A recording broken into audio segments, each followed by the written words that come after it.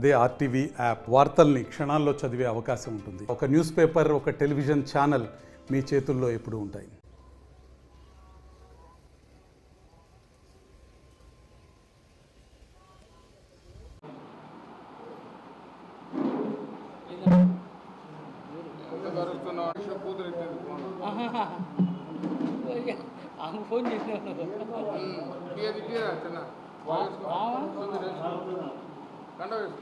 అందరికీ నమస్కారం. మన రాష్ట్ర పిసిసి అధ్యక్షురాలు, మన ప్రియతమ నాయకురాలు శ్రీమతి వైఎస్ షర్మిలారెడ్డి గారు ఈ నెల 9వ తారీఖు నుంచి ఈ నెల 29వ తేదీ వరకు దాదాపు నెల రోజుల పాటు రాష్ట్ర వ్యాప్తంగా అన్ని జిల్లాలలో పర్యటిస్తూ ఉన్నారు. ఇప్పటికే రాయలసీమ, ఉత్తరాంధ్ర జిల్లాల పర్యటన పూర్తయింది. 24వ తారీఖు అంటే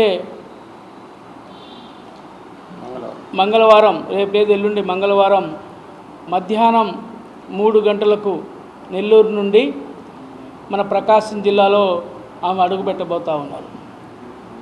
ఈ సందర్భంగా ప్రకాశం జిల్లా కాంగ్రెస్ పార్టీ శ్రేణులు, అన్ని నియోజకవర్గాల సమన్వయకర్తలు, వివిధ అనుబంధ సంఘాల అధ్యక్షులు, జిల్లా కార్యవర్గ సభ్యులు, అలాగే జిల్లా నలుమూల నుంచి పెద్ద ఎత్తున కాంగ్రెస్ పార్టీ శ్రేణులు ఆమెకి ఘనంగా స్వాగతం చెప్పేందుకు ఒంగోలు పట్టణం ముస్తాబవుతుందన్న విషయాన్ని ఈ సందర్భంగా మీకు గుర్తు చేస్తూ ఉన్నాం.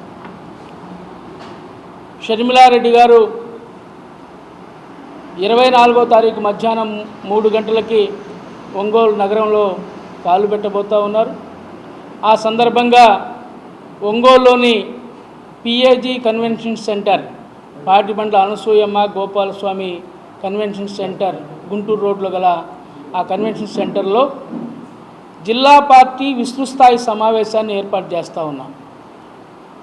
పెద్ద ఎత్తున జిల్లా నలుమూల నుంచి నియోజకవర్గ సమన్వయకర్తల సారథ్యంలో కార్యకర్తలు తరలి వస్తూ ఉన్నారు. ఎవరైతే ఇప్పటివరకు నూతన కమిటీలు ఏర్పాటు చేసుకున్నామో మండల కాంగ్రెస్ పార్టీ అధ్యక్షులు, టౌన్ కాంగ్రెస్ పార్టీ అధ్యక్షులు, జిల్లా కాంగ్రెస్ పార్టీ కమిటీ ఉపాధ్యక్షులు, ప్రధాన కార్యదర్శులు, కార్యదర్శులు, అలాగే ఎస్సీ, ఎస్టీ, బీసీ, మైనార్టీ అనుబంధ సంఘాలు, అలాగే ఎన్ఎస్యుఐ యూత్ కాంగ్రెస్, అలాగే కార్మిక సంఘాలు, కిసాన్ సెల్, ఈ డిపార్ట్మెంట్స్ అందరి నుంచి కూడా మరి ఈ యొక్క సమావేశానికి వస్తూ ఉన్నారు. దాదాపు 4 గంటల పాటు, 3 గంటల నుంచి 4 గంటల పాటు అంటే 7 గంటల వరకు ఈ యొక్క విస్తృత స్థాయి సమావేశం జరగబోతూ ఉంది. షర్మిలారెడ్డి గారు ప్రత్యేకించి అన్ని నియోజకవర్గాలకు సంబంధించినటువంటి సమన్వయకర్తలతో ముందుగా మాట్లాడటంతో పాటు ఆ యొక్క నియోజకవర్గం ఉన్నటువంటి సమస్యల మీద, పార్టీ ఆ యొక్క నియోజకవర్గాల్లో ఏ విధంగా బలోపేతం చేయాలి అనేటువంటి అంశాల మీద మా అంతర్గత సమావేశంలో మరి మేము చర్చించుకోబోతూ ఉన్నాం. అనేకమైనటువంటి జిల్లా సంబంధించినటువంటి తీర్మానాలు, ఏదైతే ప్రకాశం జిల్లా వెనుకబడినటువంటి ప్రాంతం, మరి 3 జిల్లాలు ఇడగొట్టబడి మరి 1972 ఏర్పడినటువంటి జిల్లాకు సంబంధించి ఈ జిల్లా అభివృద్ధి ఇప్పటికీ మరి వెనకబడినటువంటి పరిస్థితి మనం చూస్తూ ఉన్నాం. జిల్లా అభివృద్ధికి సంబంధించి అనేకమైనటువంటి తీర్మానాలను కూడా మేము ప్రవేశపెట్టబోతూ ఉన్నాం. ముఖ్యంగా మీకు తెలుసు, మన పాల కేంద్రం ఒంగోలు డైరీ మరి గత ప్రభుత్వ హయాంలో మూతబడిపోయింది. 1,00,000 కుటుంబాలకి ఆర్థికంగా చేదోడుగా ఉన్నటువంటి ఆ యొక్క పాల కేంద్రం మూతబడిపోయినటువంటి విషయం మనం చూస్తూ ఉన్నాం. అలాగే వెలుగొండ ప్రాజెక్ట్ మనం చూసినట్లయితే ఇప్పటికీ 3 దశాబ్దాలు అవుతూ ఉంది. వెలుగొండ ప్రాజెక్ట్ నిర్మాణం స్టార్ట్ అయ్యి 1996లో ఇప్పటికీ పూర్తిగానటువంటి పరిస్థితి. వెలుగొండ ప్రాజెక్టుని సత్వరమే పూర్తి చేయాలని చెప్పి మేము తీర్మానం చేయబోతూ ఉన్నాం.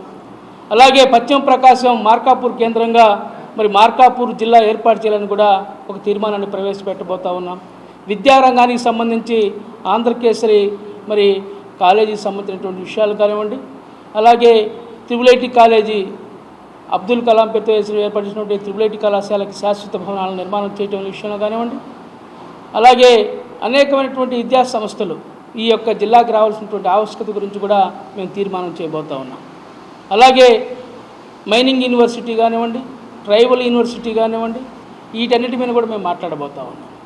అలాగే గుళ్ళకమ్మ జలాశయానికి సంబంధించి కూడా గేట్లు పట్టబోయినటువంటి పరిస్థితి, ఇప్పుడు కూడా గేట్లు పెట్టినటువంటి పరిస్థితి. ఈ నీటిపారుదల రంగానికి సంబంధించి కూడా అనేకమైనటువంటి తీర్మానాలు చేయబోతా ఉన్నాం.